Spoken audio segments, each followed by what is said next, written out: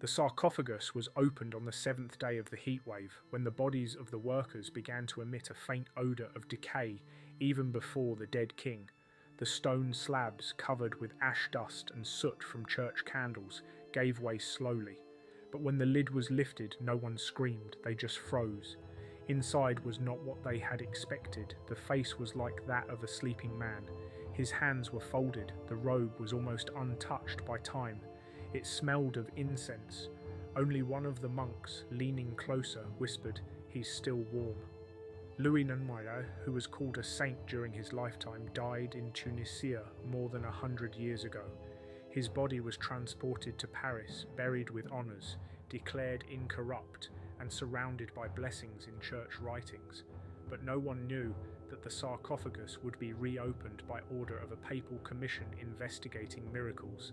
The reason was a complaint from a monk copyist who claimed that at night knocking sounds could be heard coming from the tomb. The first doubts about the incorruptibility arose 3 months before the opening. In the monastery of Saint-Denis, people began to complain of a suffocating smell coming from the lower chapel. At first, it was attributed to the decay of old rags or a malfunction of the cemetery ventilation system, but the smell grew stronger, and when one of the custodians accidentally dropped a key near the sarcophagus, he noticed that the granite was slightly warm.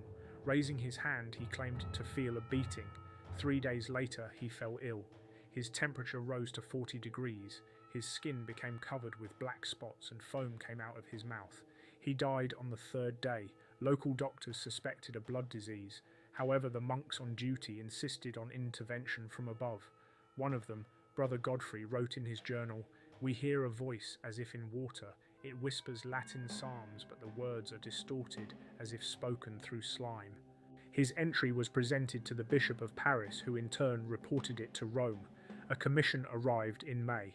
Of the 8 people, 3 were priests. One was a former surgeon who had been excommunicated for practicing astrology.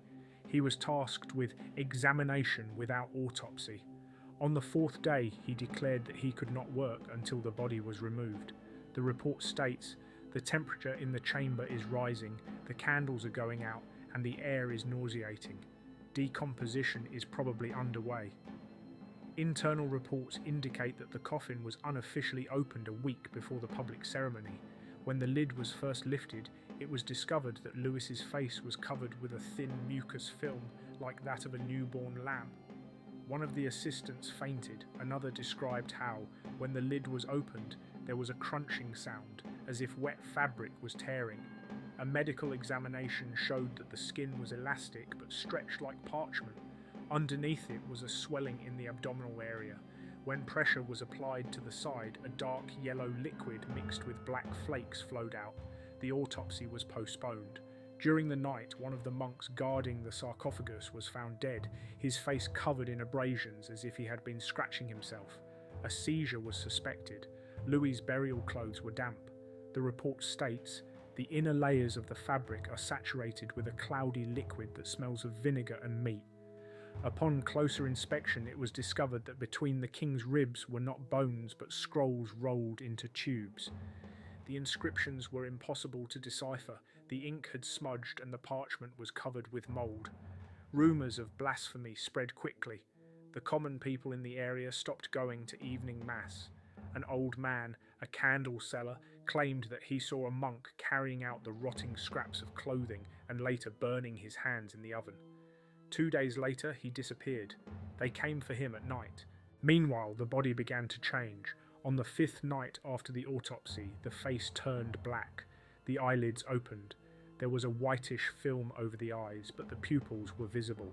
The surgeon's assistant, Jacques, tried to sew up the incision on the abdomen to preserve the appearance of integrity, but the needle broke. The skin was like dry wine. It cracked and did not yield. It was decided to close the sarcophagus again, but when they began to lay the body down, it emitted steam. It was warm and smelled of rotten apples and sulphur. One of the priests began to bleed from his nose. He died on the spot. A report later called it a sudden attack of fever from putrid vapours. The same document mentions that the king's internal organs were missing from his body. The cavity was filled with something resembling grass and small stones. Where they came from is unknown. An official order from Rome instructed that the body should not be reopened and that the sarcophagus should be filled with lead.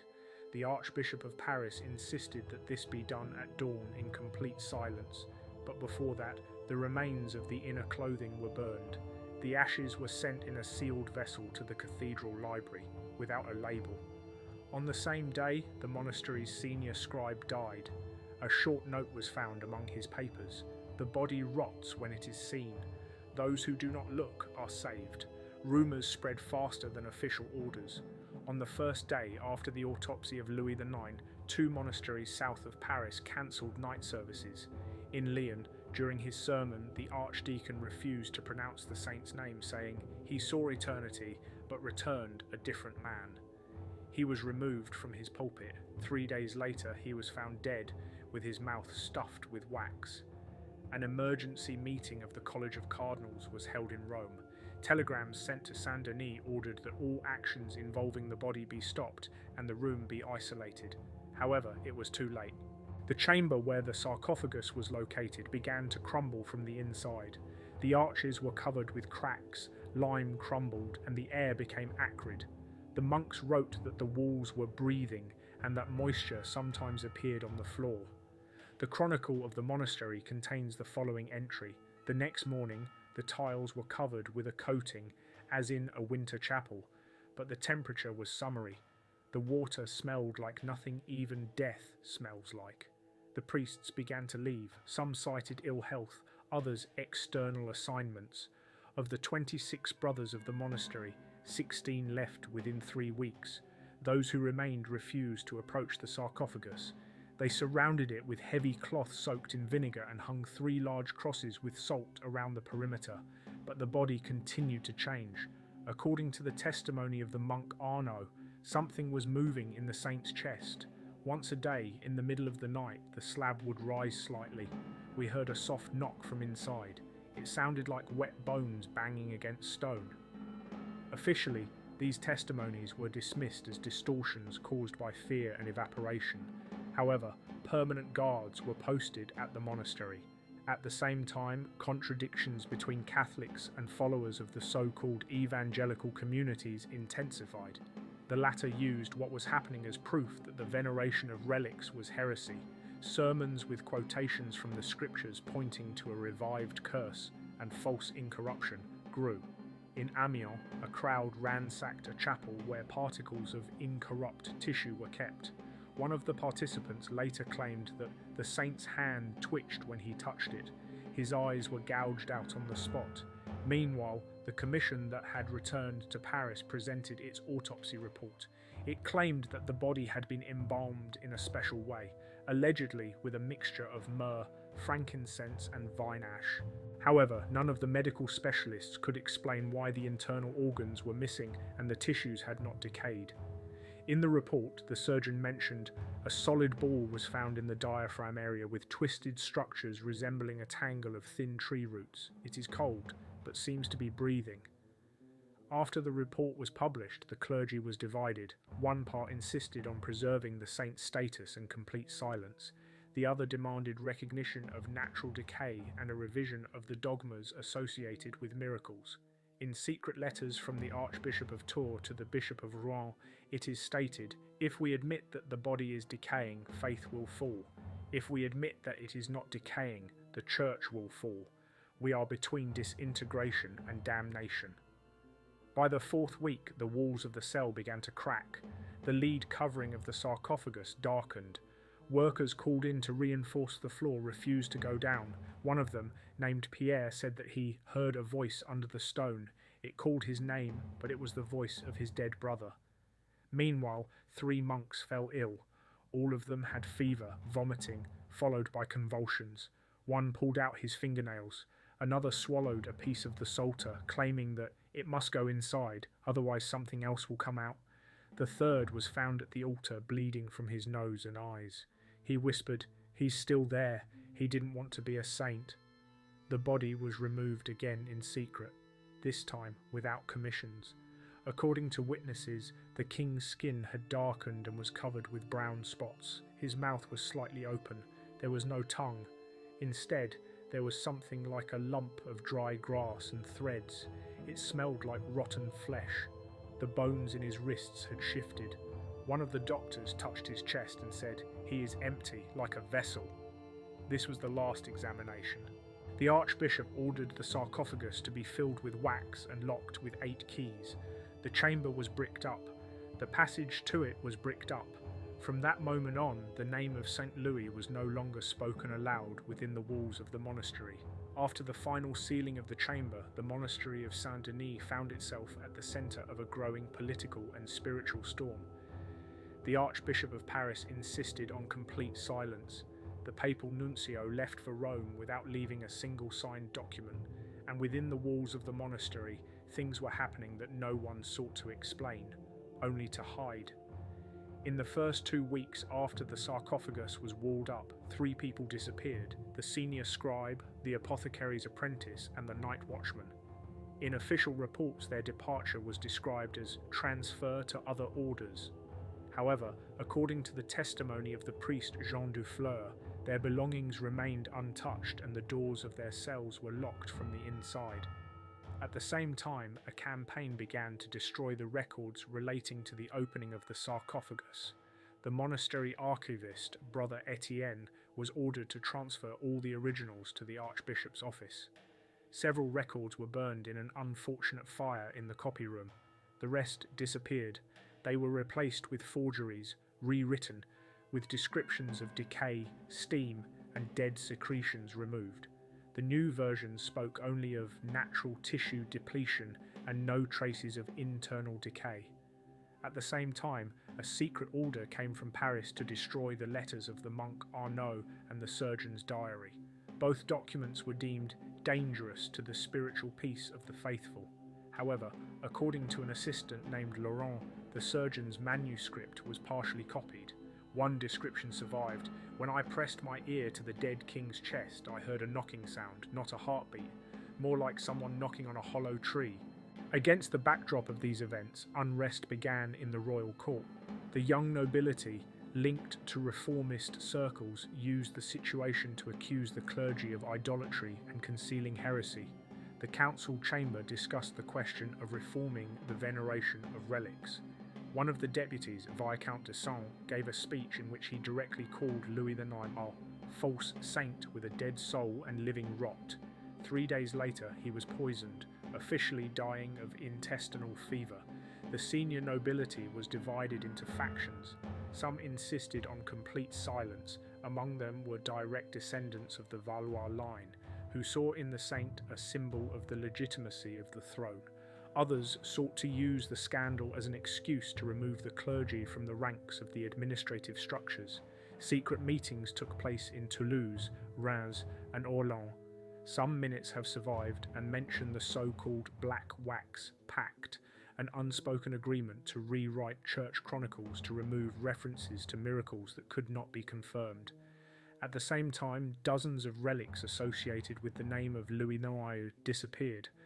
Officially, they were sent to remote chapels. In reality, they were burned. One of the keepers, Brother Mathieu, confessed before his death. "We threw his cross into the river. It began to smoke in the fire." The destruction of memory took place in parallel with the physical decay of the monastery. The chamber where the sarcophagus was walled up began to grow mould. The walls turned black. The air inside became sticky, like syrup. Monks passing by spit over their left shoulders. A rule was established: no one was to stop at this wall. The window in the chapel that led there was bricked up. Black algae began to grow in this place. Rumours spread among the people. They said that those who saw the face of the dead king died within a month. The number of burials in the cemetery next to the monastery increased. The undertaker's records mention a strange coincidence. 46 monks died in 46 days. Death walks in circles. Death walks in circles. Meanwhile, the archbishop, tired of the pressure, left for Rouen. He was replaced by a man appointed by the crown, a secular protégé whose first sermon included a call to purify the faith of superstitions and corpses. He is the author of a document which states, "If the flesh decays, it is not from God." This text became the basis for a subsequent decree on the disarming of reliquaries. Letters sent from Paris to Vienna and Prague recorded the alarm. One of them, marked "Secret Report on the French Body," states bluntly, "The situation with Louis IX has destroyed confidence in the French throne. His death has not died. It continues." On the night of the 7th Friday after the autopsy, when rain was washing away the clay from the walls of Saint-Denis, the chamber where Louis's body was kept collapsed. The guards on duty nearby claimed to have heard a dull thud followed by a crash like an explosion of an overfilled vessel. In the morning, thick steam rose from under the slabs, smelling of rot, incense and wet salt. The walls were blackened. The candles on the nearest altar went out by themselves. The clearing of the debris did not begin immediately. The workers demanded 3 times their usual pay. By lunch, it became clear that the sarcophagus had cracked. The lead was twisted and the lid had been pushed aside. Inside, it was empty. On the bottom lay a robe soaked in black liquid. Around the edges were pieces of fabric with scraps of thin strips of skin sewn into them. One of the priests, reaching out to touch the scraps, began to choke and lost consciousness. Later, he was found in his cell. He had smashed his forehead against the wall. A note was left behind. He repeated, "He entered me 26 times. The body was gone. No bones, no skull, no internal organs. Only a strange deep mark in the lower part of the sarcophagus, as if something had been lying there for a long time and evaporated." The Archbishop issued an order to completely seal the chamber, but by that time the news had already spread. A new wave of unrest began in France. In Poitiers, a crowd broke into a monastery, demanding that other tombs be opened. In Troyes, a bishop was stoned to death for refusing to explain why the saint had disappeared. The monastery of Saint-Denis was surrounded by a wooden palisade. Not a single monk came outside. Those who approached the walls heard knocking from inside. One witness, a deacon from Beauvais, claimed, "They knock 3 times, then silence, then again during the night." Inside the monastery there was a mass extinction. Of the 37 remaining brothers, only 6 survived. The bodies of the rest were buried without ceremony in a common grave outside the cemetery. A letter from the Bishop of Rouen to the king included the words, "Your saint has become a plague. His coffin was a prison. We have opened it." The church did everything possible to stop the collapse. The name of Louis IX was removed from the liturgy. The chapel in Saint-Denis was completely walled up. The scribes who worked in the archives were recalled and sent to other dioceses. The relics believed to belong to Louis were secretly burned in a closed basement of the Archbishop's palace. Their ashes were poured into the river, but it was too late. A legend arose among the people. The saint had not died, but had been imprisoned, and now he had escaped. His bones no longer lay in the ground. His flesh went to those who saw it. Spontaneous epidemics of psychosis began, especially among pilgrims who visited the tomb. A doctor from Paris wrote in a treatise, "The symptoms are the same in all: sweating, loss of sleep, hallucinations, and an attraction to rotten meat." One of the patients tried to eat the iconostasis. In the 13th year after the events, a church decree was passed prohibiting canonization without 3 independent autopsies. The phrase, "the body must decay," was added to the text. This was a direct consequence of the case of Louis IX. The state authority also underwent changes. The Valois dynasty, having lost its moral legitimacy, began to lose influence. Several provinces proclaimed autonomous synods. In Marseille, all relics were removed from monasteries. People burned relics in the squares. The term "ashes of the imaginary" appeared, referring to false relics that needed to be destroyed. Attitudes towards the death of monarchs also changed. The bodies of kings were now cremated or dismembered, the heart, brain and entrails, and everything was buried separately to prevent their return. One of the court chroniclers wrote, "The death of Louis taught us that what does not rot is more dangerous than what dies." Thus ended the story of the Holy King whose body did not rot until it was touched by the living. Peace was disturbed, and with it, faith.